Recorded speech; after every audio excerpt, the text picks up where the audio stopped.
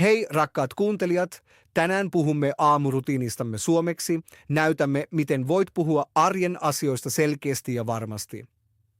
Annan paljon esimerkkejä ja opimme tärkeimmät lauseet ja sanat. Näin kaikki oppivat askel askeleelta. Kuulostaa mahtavalta. Uskon, että monet aloittelijat haluavat kovasti kertoa päivästään, mutta eivät tiedä miten. Tiedän tunteen itsekin. Se on ihan normaalia. On joskus vaikeaa puhua omasta rutiinista tai harrastuksista. Miksi valitsit tämän aiheen tälle päivälle? Aamu koskee jokaista. Olipa kyse heräämisestä, aamiaisesta tai matkasta töihin, puhumme niistä melkein päivittäin. Kun tunnet oikeat sanat, tunnet myös enemmän varmuutta. Minusta Suomi tarjoaa monia selkeitä ilmauksia, jotka on helppo oppia. Totta. Muistan keskustelun kollegani kanssa aamustamme. Hän kysyi, milloin herään ja mitä teen aamulla. Olin vähän hermostunut, koska en tiennyt, miten selittäisin rutiinini. Kerro lisää, ole hyvä. Kuuntelijamme varmasti tunnistavat tilanteen. Hän esitti minulle monia kysymyksiä. Esimerkiksi, syönkö aamiaista vai juonko ensin kahvia? Ymmärsin paljon, mutta en aina tiennyt, miten vastaisin. Sen jälkeen opin tärkeitä sanoja, kuten herätä, syödä aamiaista ja käydä suihkussa. Siitä asti olen harjoitellut. Erittäin hyvä esimerkki. Juuri tällaisia tilanteita haluamme tänään helpottaa. Mitä aiheita käsittelet ensin? Suunnitelmassamme on 4 osaa. Ensin puhumme heräämisestä ja aamun ensimmäisistä minuuteista, sitten käsittelemme aamiaista. Sen jälkeen puhumme valmistautumisesta työhön tai kouluun. Lopuksi juttelemme tavoista ja pienistä aamurutiineista, askel askeleelta, eikö niin? Selkeä suunnitelma. Olen valmis. Hienoa. Ennen kuin aloitamme, selitän 3 hyödyllistä periaatetta. Oi, jännittävää. Kerro ne, kiitos. Ensimmäinen periaate, puhu hitaasti ja hengitä rauhassa. Toinen periaate, toista tärkeät sanat, jotta ne jäävät mieleen. 3. periaate, esitä vastakysymyksiä kuten heräätkö aikaisin tai syötkö aamulla aamiaista. Näin vältät väärinymmärrykset. Kun puhut arjesta, on tärkeää olla selkeä. Nämä säännöt auttavat monissa keskusteluissa päivän kulusta. Kiitos, tämä on tosi selkeää. Ole hyvä. Onko sinulla vielä kysymyksiä ennen kuin syvennymme aamurutiiniin? Vain yksi. Miten voin kohteliasti sanoa, etten ymmärrä, kun joku kertoo arjestaan? Sano vaikka, anteeksi, en ymmärtänyt. Voisitko toistaa sen kiitos? Tai lyhyemmin uudestaan kiitos. Mahtavaa, muistan sen. Ehkä kuuntelijamme haluavat harjoitella heti, sanokaa lause ääneen. Kyllä, tehkää mukana ystävät. Ääneen puhuminen auttaa paljon. Hienosti. Tämä oli johdanto. Aloitamme kohta osan 1, heräämisen. Odottelen jo innoissani. Ennen kuin jatkamme, haluan kysyä kuuntelijoiltamme jotain. Mitkä aiheet tekevät teidät epävarmoiksi tai kiinnostavat eniten? Kirjoittakaa ideat kommentteihin, niin voimme käsitellä niitä seuraavassa jaksossa. Hyvä idea. Uskon, että nämä kysymykset auttavat myös muita oppijoita. Ehdottomasti. Yhteisö tekee oppimisesta helpompaa. Petri, voitko antaa lyhyen esimerkin helposta aamurutiinikysymyksestä? Totta kai. Esimerkiksi milloin nouset ylös tai mitä teet ensin aamulla. Ne ovat tyypillisiä arjen kysymyksiä. Näen, että rakenne on usein kysymyssana plus verbi plus subjekti. Se auttaa. Juuri niin, hyvä havainto. Palaamme näihin kaavoihin myöhemmin. Jos haette ehkä vettä, kerron vielä kerran 3 periaatetta. Puhu hitaasti, Toista tärkeitä sanoja, esitä vastakysymyksiä. Näin kaikki vahvistuu. Erinomaista Pihla, oppimistyylisi on esimerkillinen. Ehkä jotkut jo pysäyttivät podcastin toistaakseen lauseet, se on täydellistä.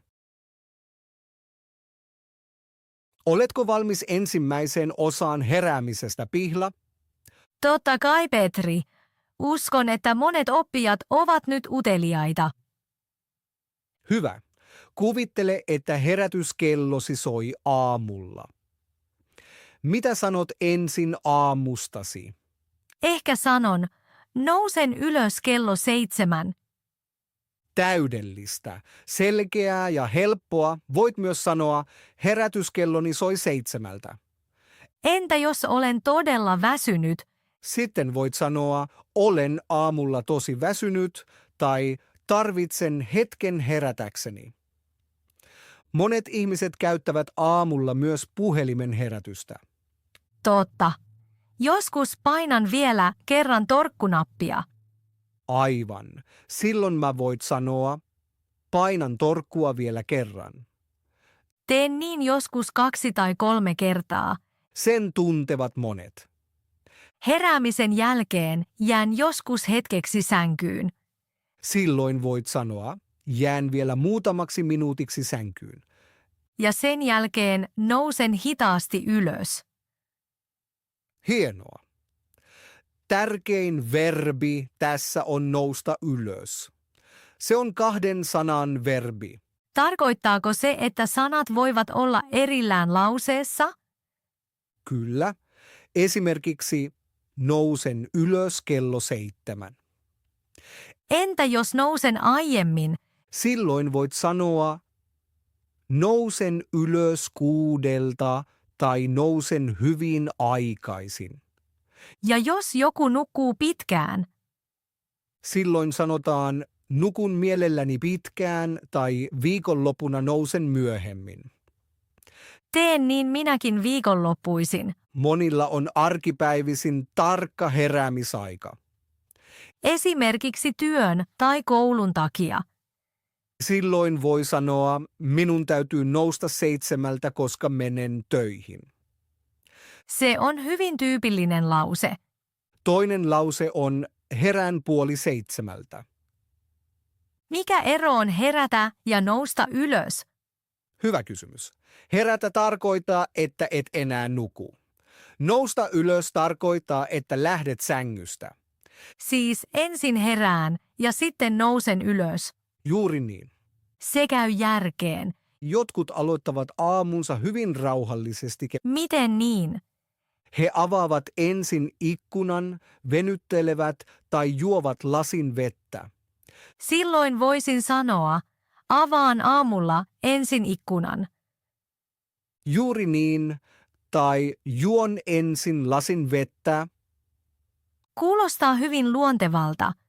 Monet sanovat myös, ilman kahvia aamu ei toimi. Kuulen tuon usein. Silloin voit sanoa, tarvitsen aamulla ensin kahvin. Todella hyvä lause. Nämä ovat tyypillisiä lauseita, kun puhut aamustasi. Miten muistan nämä lauseet parhaiten? Ajattele omaa aamuasi. Kuvaa askel askeleelta, mitä teet. Lue lauseet ääneen ja toista ne päivittäin. Hyvä neuvo. Näin liitän sanat suoraan arkeeni. Se käy järkeen. Onko sinulla valmis esimerkkikeskustelu alusta loppuun? On. Teksti on edessäsi, sinä näyttelet itseäsi töissä ja minä kollegasi.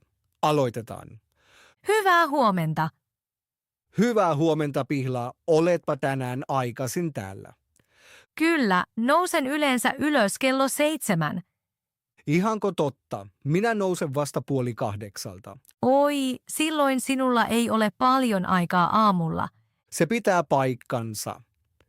Käyn nopeasti suihkussa ja juon vain kahvin. Minä syön useimmiten aamiaisen kotona.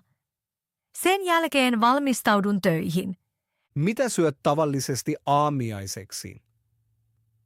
Usein syön leipää ja juustoa tai mysliä ja jogurttia. Kuulostaa terveelliseltä. Entä sinä? Rehellisesti sanottuna en usein syö aamiaista lainkaan. Ihanko totta?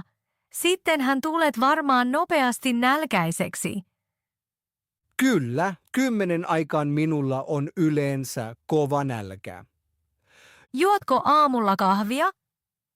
Kyllä, ilman kahvia en herää kunnolla. Tiedän tunteen. Juon itsekin aina kupin kahvia. Mitä teet aamiaisen jälkeen? Sitten pesen hampaat, puen vaatteet ja ajan töihin. Kuinka kauan koko aamusi kestää? Noin tunnin. Se ei olekaan kovin pitkä aika. Ei, aamurutiinini on melko yksinkertainen. Mielenkiintoista, oma aamuni on melko sekava. Ehkä tarvitset vain hieman enemmän aikaa aamulla. Se voi hyvin olla. Hienoa. Tämä oli todella hyödyllistä. Ymmärsin kaiken. Hienoa. Rakkaat kuuntelijat, pysäyttäkää podcast hetkeksi ja puhukaa dialogi ääneen. Kyllä, ääneen harjoittelu tekee suuren eron. Vielä yksi vinkki, käyttäkää eleitä. Osoittakaa vaikka kelloa, kun puhutte ajasta. Se auttaa muistamaan sanat paremmin. Hyvä idea. Näin sana yhdistyy liikkeeseen. Seuraavassa osassa me puhumme kylpyhuoneen rutiinista. Jännittävää. Ennen kuin jatkamme, haluan kysyä kuuntelijoiltamme jotain. Oletko jo puhunut suomeksi arjestasi? Mikä oli vaikeinta? Kirjoita esimerkkisi meille. Uskon, että tarinanne auttavat muita. Muistakaa, virheet ovat normaaleja. Jokainen askel vie eteenpäin. Nyt puhumme aamurutiinista kylpyhuoneessa. Oi kyllä, odotin tätä, koska se on tärkeä osa aamua. Hienoa. Kylpyhuone kuuluu monen ihmisen aamurutiiniin. Mitä useimmat ihmiset tekevät aamulla kylpyhuoneessa? Monet aloittavat hampaiden pesulla ja kasvojen pesulla. Se auttaa heräämään ja tuntumaan virkeältä. Sen jälkeen moni käy nopeasti suihkussa. Jotkut käyvät suihkussa joka aamu, toiset joka toinen päivä.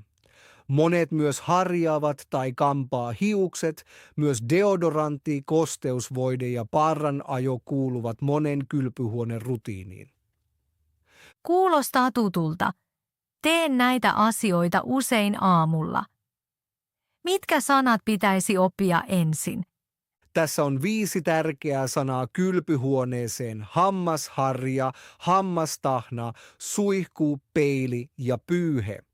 Hammasharja on hampaiden pesuun, eikö? Kyllä. Hammasharjalla ja tahnalla peset aamulla hampaat. Pesen hampaat aina heti herättyäni. Niin tekee moni. Sen jälkeen mennään usein suihkuun. Käyn yleensä suihkussa aamulla, koska tunnen oloni virkeämmäksi. Monelle on sama. Aamusuihku auttaa aloittamaan päivän. Sitten katson peiliin ja valmistaudun. Juuri niin. Monet kampaavat tai harjaavat hiukset peilin edessä. Sen jälkeen kuivaan itseni pyyhkeellä. Oikein.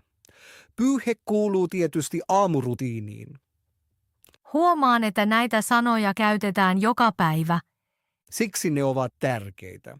Kun kerrot aamurutiinistasi, tarvitset näitä sanoja usein. Kyllä, mielelläni. Aamuni kylpyhuoneessa on melko yksinkertainen, mutta se auttaa aloittamaan päivän hyvin. Heräämisen jälkeen menen ensin kylpyhuoneeseen ja pesen kasvot kylmällä vedellä. Se virkistää minut heti. Sitten pesen hampaat huolellisesti. Mä käytän siihen hammasharjaa ja hammastahnaa. Se kestää yleensä 2 tai 3 minuuttia. Sen jälkeen käyn nopeasti suihkussa. En ole suihkussa pitkään, mutta lyhyt aamusuihku saa oloni raikkaaksi ja puhtaaksi. Suihkun jälkeen kuivaan ihon pyyhkeellä. Sitten laitan deodorantia ja joskus kasvovoidetta. Sen jälkeen seison peilin edessä ja kampaan hiukset. Joskus ajan myös parran, mutta en joka päivä. Kun kaikki on valmista, puen vaatteet ja olen valmis päivään.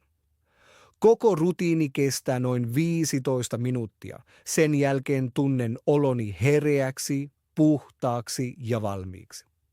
Kiitos Petri. Se oli havainnollista. Onko sinulla vielä vinkkejä, kun kerromme kylpyhuoneen rutiinista? On toki. Hyvä vinkki on kertoa vaiheet oikeassa järjestyksessä. Esimerkiksi ensin heräät ja menet kylpyhuoneeseen. Sen jälkeen peset hampaat tai käyt suihkussa.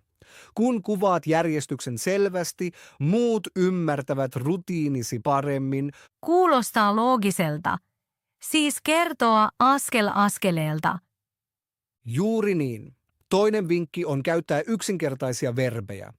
Verbit kuten pestä, suihkuta, harjata hampaat, kammata tai ajaa parta ovat tyypillisiä, kun puhut aamusta. Totta, näitä verbejä kuulee todella usein. Voit myös käyttää aikasanoja. Esimerkiksi ensin, sitten, sen jälkeen tai lopuksi. Nämä sanat auttavat jäsentämään rutiinisi selkeästi. Silloin ymmärtää paremmin, mitä tapahtuu ensin ja mitä myöhemmin. Niinpä.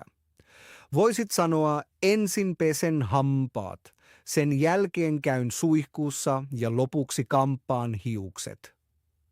Se kuulostaa hyvin luonnolliselta. Vielä yksi vinkki. Kerro myös pienet yksityiskohdat. Esimerkiksi pesetkö aamulla kylmällä vai lämpimällä vedellä tai kuunteletko musiikkia kylpyhuoneessa. Oi, hyvä idea. Silloin kuvaus on henkilökohtaisempi.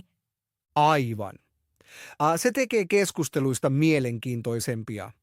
Uskon, että kuuntelijamme voivat nyt harjoitella tätä hyvin. Niin uskon minäkin.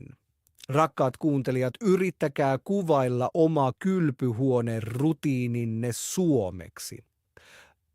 Voitte vaikka puhua ääneen samalla. Se auttaa todella paljon oppimisessa. Ja se on myös vähän hauskaa. Hyvä, Pihla. Kun olemme puhuneet kylpyhuoneen rutiinista, siirrymme nyt toiseen tärkeän aamun osaan. Arvaan jo, nyt puhutaan vaatteista. Aivan. Nyt juttelemme pukemisesta ja vaatekaapista. Tämä on aihe, jossa minulla on joskus vaikeuksia. Ihanko totta? Missä tarkalleen? Eniten väreissä. Kun joku sanoo siniset housut tai vihreä teepaita, joudun miettimään hetken. Se on ihan normaalia. Värit eivät ole alussa aina helppoja muistaa. Ja joskus en tiedä tarkalleen, mikä vaatekappaleen nimi on. Ei hätää, katsotaan tämä nyt askel askeleelta. Kuulostaa hyvältä. Ensin puhumme vaatekaapista. Vaatekaappi on paikka, jossa säilytät vaatteesi. Siis housuni, teepaidat ja takit. Juuri niin. Monet aloittavat aamun avaamalla vaatekaapin ja pohtimalla, mitä tänään pukee. Tiedän tunteen. Seison usein sen edessä enkä tiedä, mitä mä laittaisin päälle. Näin käy monille. Silloin katsot vaatteitasi ja mietit, mikä sopii säähän tai työhön. Petri, pikakysymys. Mitä tarkoittaa sopiva? Hyvä kysymys. Sopiva tarkoittaa, että jokin käy hyvin tilanteeseen. Jos vaate on sopiva, se sopii paikkaan tai siihen, mitä aiot tehdä. Esimerkiksi töihin. Juuri niin. Kuvittele, että työskentelet toimistossa, silloin paita tai pusero on usein sopiva, verkkarit eivät ehkä ole. Ymmärrän. Sopiva tarkoittaa siis passeli. Aivan. Se sopii tilanteeseen, säähän tai paikkaan.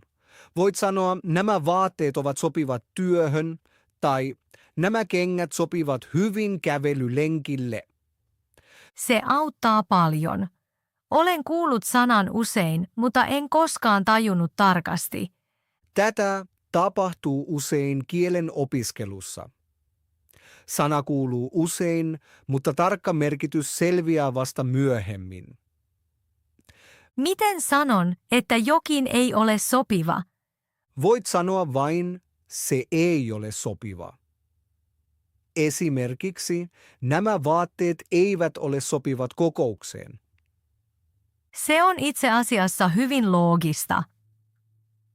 Kyllä, monet suomen sanat ovat loogisia, ne pitää vain kuulla ja käyttää muutaman kerran. Kun seison aamulla vaatekaapilla, ajattelen usein säätä. Juuri näin tekevät monet. Jos on kylmä, ehkä puet villapaidan tai takin. Jos on lämmin, teepaita riittää. Entä jos en tiedä, mitä sanoa? Voit käyttää hyvin yksinkertaisia lauseita. Esimerkiksi tänään on kylmä, siksi laitan villapaidan. Hyvä lause. Tai tänään on lämmin, siksi käytän teepaidan. Huomaan, että verbi käyttää on myös tärkeä. Hyvin huomattu. Verbi käyttää on yleinen, kun puhut vaatteista. Voit sanoa, käytän tänään mustia housuja. Tai käytän valkoista teepaitaa. Aivan. Ne ovat täydellisiä arkilauseita. Näen joskus ihmisiä, jotka sanovat, nämä sopivat hyvin yhteen. Kyllä, se tarkoittaa, että vaatteet käyvät hyvin yhdessä. Esimerkiksi siniset farkut ja valkoinen teepaita sopivat hyvin. Se kuulostaa helpolta ja käytännölliseltä. Juuri niin. Kun puhut vaatteista, ei tarvitse olla monimutkainen. Muutama helppo sana riittää. Tunnen jo olevani varmempi. Hienoa. Vaatteista puhutaan melkein joka päivä. Totta. Varsinkin aamulla, kun pukeudutaan. Siksi kannattaa opetella nämä sanat hyvin ja käyttää niitä säännöllisesti. Hyvä Pihla, kun olemme puhuneet pukeutumisesta ja vaatekaapista, siirrymme nyt aamun toiseen tärkeään osaan. Arvaan jo, nyt puhutaan keittiöstä. Aivan. Nyt puhumme aamiaisesta ja siitä, mitä moni tekee aamulla keittiössä. Oi, se on hyvä. Keittiössä kuulen paljon uusia sanoja, mutta en aina ymmärrä kaikkea. Se on ihan normaalia, koska keittiössä on paljon esineitä ja verbejä. Ja kun sä tunnet tärkeimmät sanat, niin mä voit puhua aamustasi hyvin. Luulen, että kahvi on monille ihmisille aamun tärkein osa. Totta. Monille aamu alkaa kunnolla vasta kupillisella kahvia. Niin minullekin. Ilman kahvia olen aamulla vielä puoliksi unessa. Sitten tunnet varmasti lauseenkin, keitän ensin kahvin. Kyllä, sanon sen usein. Hienoa. Verbi on kahvin keittäminen. Voit myös sanoa valmistan kahvin. Mitä tarkoittaa valmistaa? Valmistaa tarkoittaa, että teet jotain valmiiksi syötäväksi tai juotavaksi. Voit sanoa valmistan aamiaiseni. Se on hyvä sana. Katsotaan nyt energiat, mitä moni tekee aamulla keittiössä.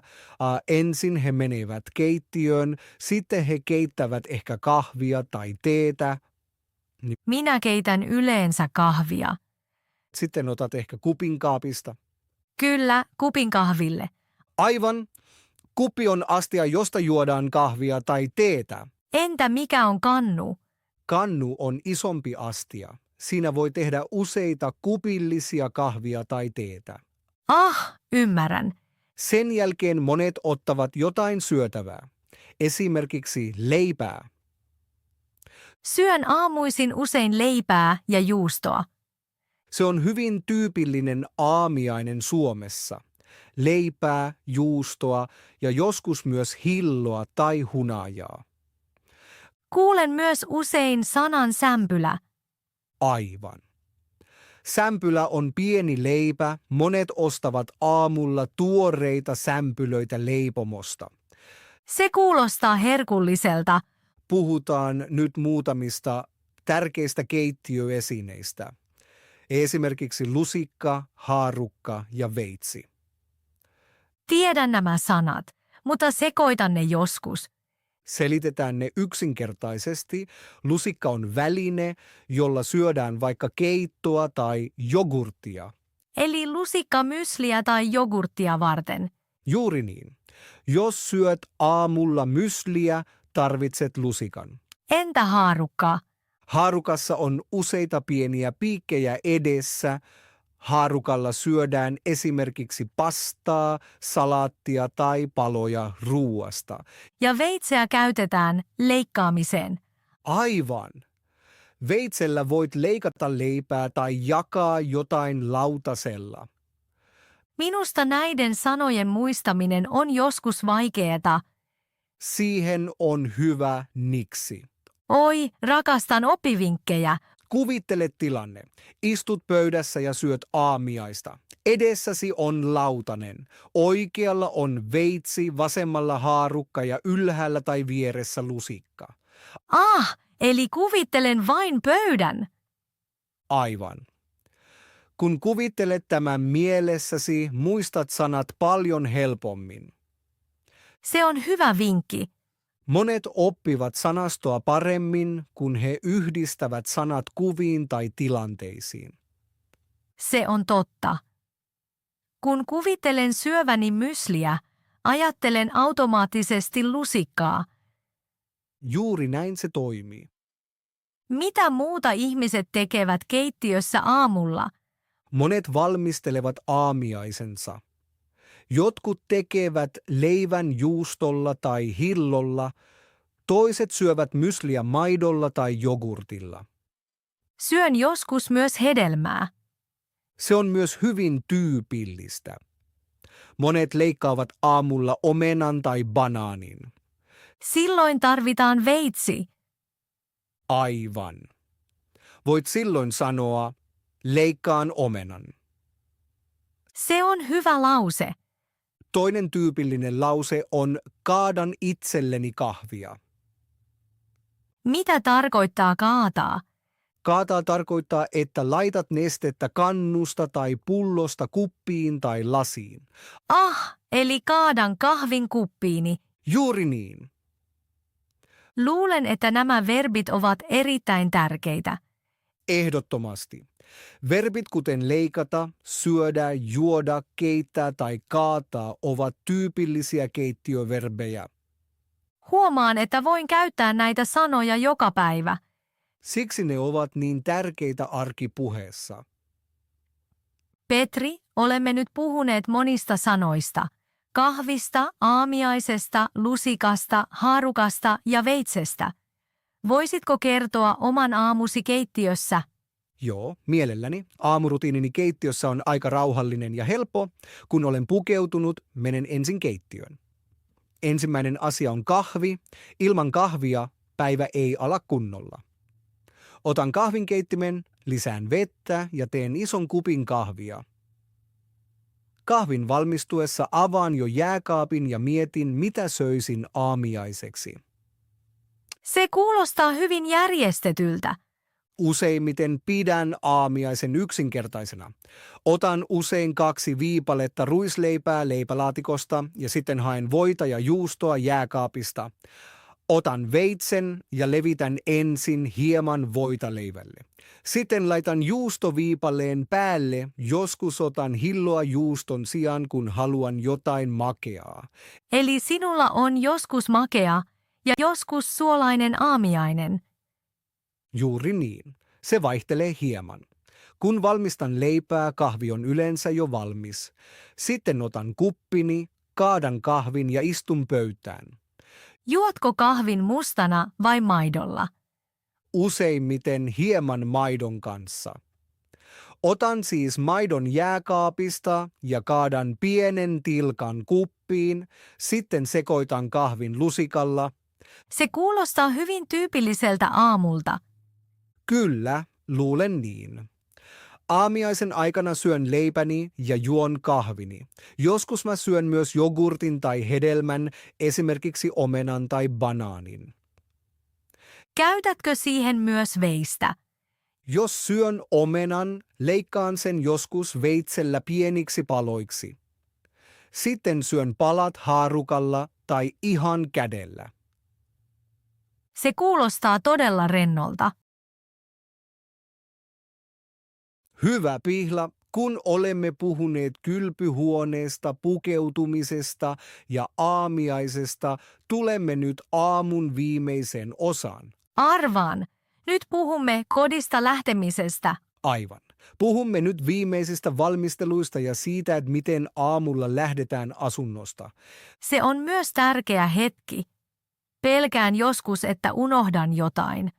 Monet tuntevat tämän. Ja siksi katsomme nyt muutamia tyypillisiä verbejä ja lauseita.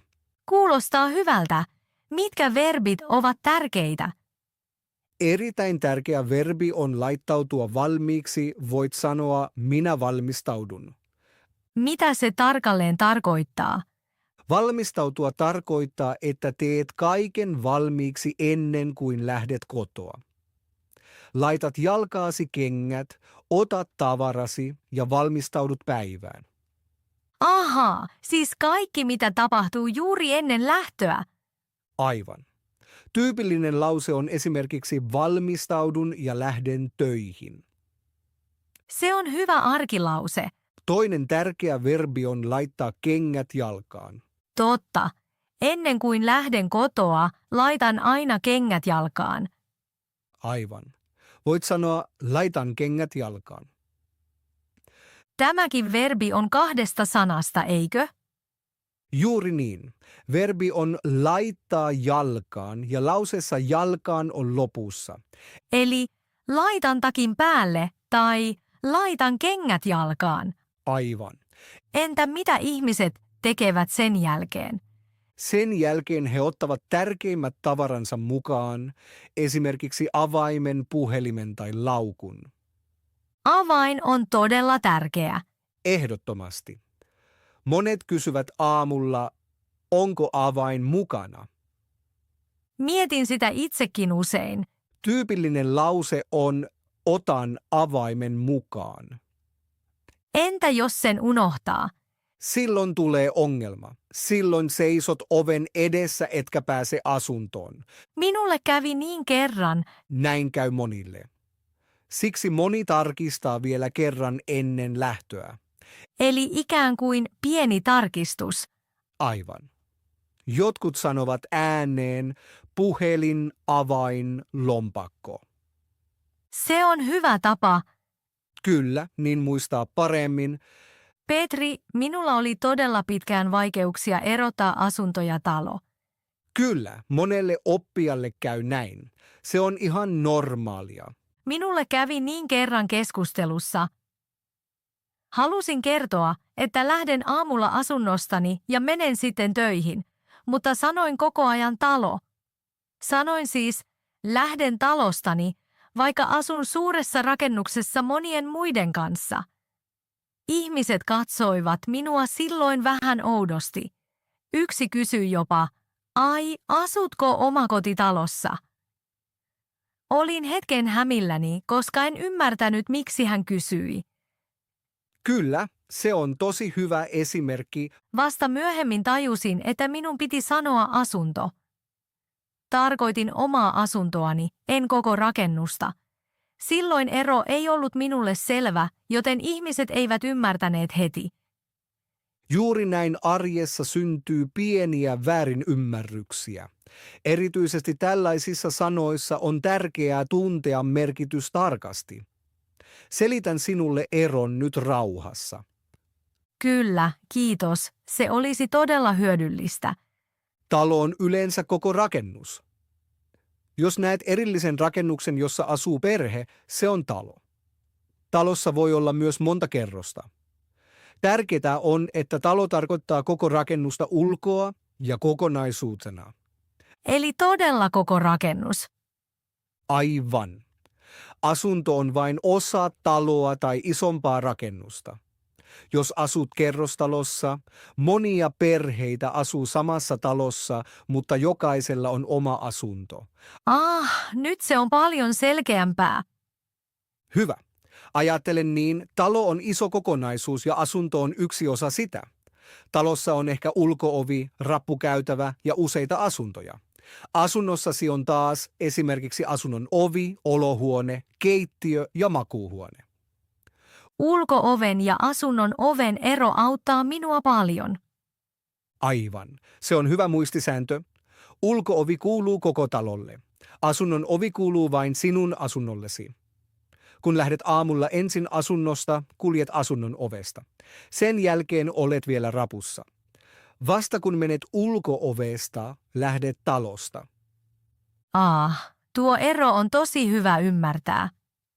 Kyllä, ja juuri siksi voi käyttää molempia sanoja samassa lauseessa. Esimerkiksi lähden aamulla ensin asunnostani ja sitten talosta.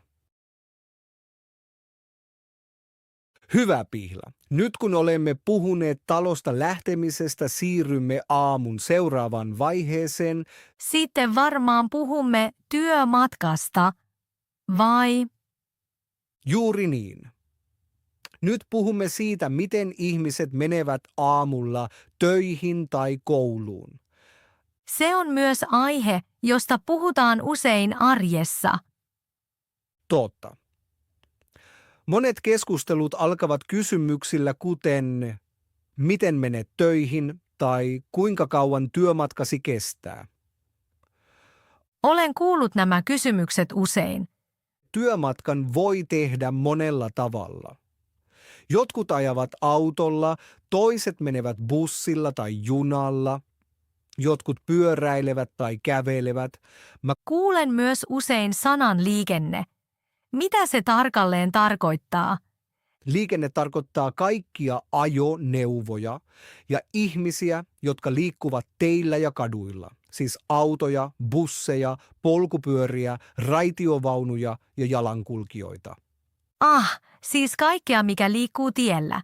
Aivan. Kun tiellä on paljon autoja, sanomme, että on paljon liikennettä. Entä jos tie on täynnä? Silloin sanotaan on kova ruuhka tai liikenne seisoo. Tiedän sanan ruuhka. Se tarkoittaa, että autot eivät pääse kulkemaan kunnolla. Juuri niin. Autot seisovat peräkkäin ja liikkuvat vain hitaasti. Petri, miten sinä kuljet töihin? Nykyään menen useimmiten autolla töihin. Miksi juuri autolla? Se on minulle nyt käytännöllisempää. Asun hieman kaupungin ulkopuolella ja autolla matka kestää noin 20 minuuttia. Ja bussilla se kestäisi pidempään? Kyllä, selvästi pidempään. Bussilla minun pitäisi kävellä pysäkille, odottaa ja joskus myös vaihtaa kulkuvälinettä. Mitä tarkoittaa vaihtaa? Vaihtaa tarkoittaa että sä siirryt yhdestä kulkuneuvosta toiseen. Esimerkiksi nouset ensin bussiin ja myöhemmin junaan. Ymmärrän. Siksi auto on minulle nyt mukavin ratkaisu. Onko se ollut aina näin? Ei, kun olin opiskelija, kuljin melkein aina bussilla tai junalla. Ihanko totta? Kyllä, opiskelijana minulla ei ollut autoa. Yliopistolla oli myös hyvä bussi- ja junaverkko. Se kuulostaa kätevältä. Oli. Kävelin aamulla pysäkille, odotin bussia ja matkustin noin 20 minuuttia. Hyödynsitkö ajan bussissa? Kyllä. Joskus luin tai kuuntelin musiikkia, joskus katselin ikkunasta ulos. Se kuulostaa rennolta. Kyllä. Minun ei tarvinnut seurata liikennettä, koska en ajanut itse. Se on totta. Autoa ajettaessa täytyy olla tarkkana. Aivan. Autoillessa pitää seurata tietä, muita autoja ja liikennevaloja. Liikennevalot ovat valot risteyksessä, eikö? Oikein. Punainen tarkoittaa pysähdy, vihreä tarkoittaa aja. Entä keltainen? Keltainen tarkoittaa, että valo vaihtuu pian. Tiedän saman omasta kaupungistani. Hienoa. Kun ajan tänään autolla töihin, kuuntelen usein musiikkia tai podcastia. Se tekee matkasta miellyttävämmän. Kyllä. Aika kuluu nopeammin niin. Onko sinulla ruuhkaa joskus? Valitettavasti kyllä. Erityisesti aamulla on usein paljon liikennettä. Silloin matka kestää pidempään. Juuri niin. 20 minuutin sijasta se voi viedä 30. Se on iso ero. Kyllä, mutta se kuuluu monen arkeen. Jotkut menevät myös pyörällä töihin, eikö? Kyllä. Varsinkin kaupungeissa se on suosittua. Monet sanovat, menen pyörällä töihin. Se on myös terveellistä. Ehdottomasti. Liikut samalla kun menet töihin. Ja jotkut jopa kävelevät. Juuri niin. Jos asuu lähellä, voi sanoa, kävelen töihin. Se on varmaan rennoin tapa. Monelle kyllä, saa raitista ilmaa ja vähän liikuntaa. Huomaan, että työmatka on iso puheenaihe. Se pitää paikkansa. Ihmiset keskustelevat usein matkasta ja kulkuneuvosta. Esimerkiksi menen bussilla töihin. Tai ajan joka aamu autolla. Tai myös työmatkani kestää 30 minuuttia. Aivan. Niin ja nämä ovat tyypillisiä small talk-lauseita. Uskon, että kuuntelijamme osaavat nyt puhua omasta työmatkastaan. Minäkin uskon niin. Hyvät kuuntelijat, miettikää, miten kuljette aamulla töihin tai kouluun. Ajetko autolla, menetkö bussilla vai ehkä pyörällä? Yrittäkää kuvailla työmatkanne suomeksi. Esimerkiksi menen joka aamu bussilla töihin. Tai kävelen töihin ja matka kestää 10 minuuttia. Aivan. Nämä ovat täydellisiä arkilauseita keskusteluihin suomeksi. Hyvä Pihla, mä luulen, että olemme tämän päivän jakson lopussa. Kyllä, Petri. Tänään puhuimme aamurutiinista, heräämisestä, kylpyhuoneesta, vaatteista, aamiaisesta keittiössä ja työmatkasta. Juuri niin. Nämä ovat asioita, joista ihmiset puhuvat joka päivä. Ja mielestäni näitä lauseita voi käyttää arjessa tosi hyvin. Ehdottomasti. Jos toistit esimerkkimme ääneen, pystyt nyt varmasti puhumaan aamustasi suomeksi paremmin. Niin toivomme ainakin. Jos pidät podcastistamme, voit tykätä tai tilata sen Silloin et menetä yhtään uutta jaksoa. ja kirjoita meille kommentteihin, mitkä aiheet sinua vielä kiinnostavat. Ehkä keskustelut töissä, ravintolassa tai kaupassa. Luemme ideanne tosi mielellämme. Petri, minulla on vielä yksi kysymys. Totta kai. Monet oppivat suomea podcastimme avulla. Ehkä he haluavat myös lukea ja harjoitella lisää. Se on totta. Olen jo pitkään kirjoittanut tekstejä ja pieniä kirjoja Suomen oppijoille. Ihanko totta? Kyllä, olen tehnyt paljon tarinoita, dialogeja ja harjoituksia, mutta en ole vielä julkaissut niitä. En tiennytkään sitä. Siksi halusin kysyä kuulijoiltamme. Olisitteko kiinnostuneita sellaisesta? Siis pienistä kirjoista tai teksteistä Suomen opiskeluun. Aivan. Yksinkertaisia tarinoita, dialogeja ja paljon esimerkkejä. Se kuulostaa todella mielenkiintoiselta. Jos se kiinnostaa teitä, kertokaa se meille kommenteissa. Silloin tiedämme. Onko teillä siihen kiinnostusta? Juuri niin. Mielipiteenne on meille erittäin tärkeä. Kiitos, että kuuntelitte tänäänkin. Olemme tosi iloisia, jos olette mukana myös ensi kerralla Hauskaa Suomen opiskelua. ja seuraavaan jakson. Moikka kaikille! Kuulemiin!